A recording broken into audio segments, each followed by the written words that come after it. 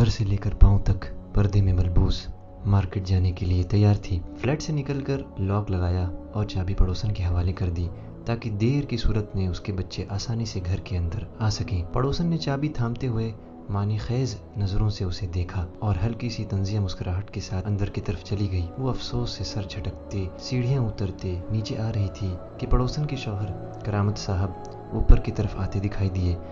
उस पर निगाह पड़ते ही करामत साहब की आंखों में खबासत चमकी। कुछ दूर से ही आवाज बुलंद मुखातिब हुए, अरे भाभी जान। सारा जोर लफ्ज़े जान पे लगा दिया था गोया। कहीं जा रही हैं? कुछ ज़रूरी काम हो तो अर्ज़ कीजिए, हम जो मौजूद हैं आप कहाँ खुद संभालती फिरेंगी। आंखों में खबासत का रंग गहराई होता जा रहा था। नहीं भाई साहब, आपकी मेहरबानी, बस कुछ ज़रूरी काम है, उसने संजीदगी से जवाब दिया और आगे को बढ़ गई।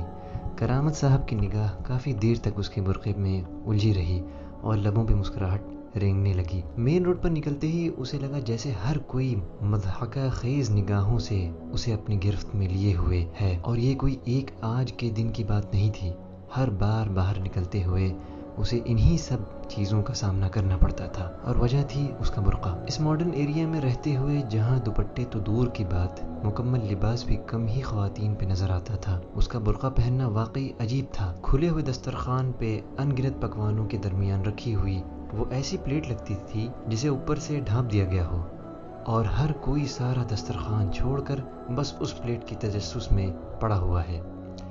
लेकिन सबका हाल ये था कि जैसे मक्खियाँ चाह कर भी उस ढांपी हुई प्लेट को गंदा नहीं कर सकती थीं, उस तरह माशरे की खबासत भरी निगाहें चाह कर भी उस बुर्क़े पोश को मैला नहीं कर पा रही थीं।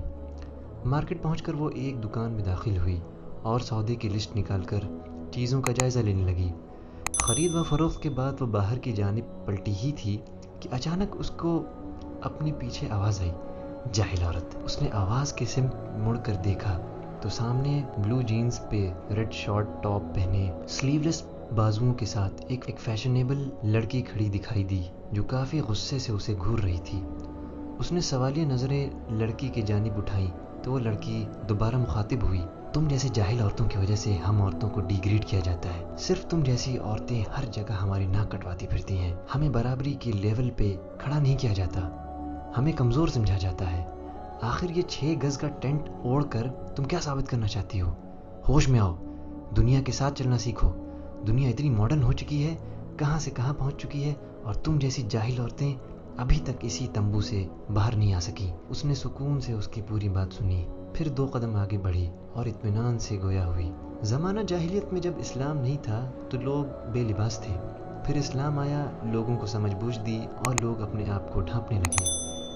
यूं रफ्ता रफ्ता जाहिलियत ख़त्म हुई और लोग मॉडर्न होने लगे। अब अगली बात का फ़ैसला आप ख़ुद कर लें कि ज़माना जाहिलियत में नंगे होकर जंगलों में घूमना और ज़माना जदीद में नंगे होकर सड़कों, पार्कों और होटलों में घूमने में क्या फ़र्क है? मेरे ख़्याल में तो कोई फ़र्क नहीं।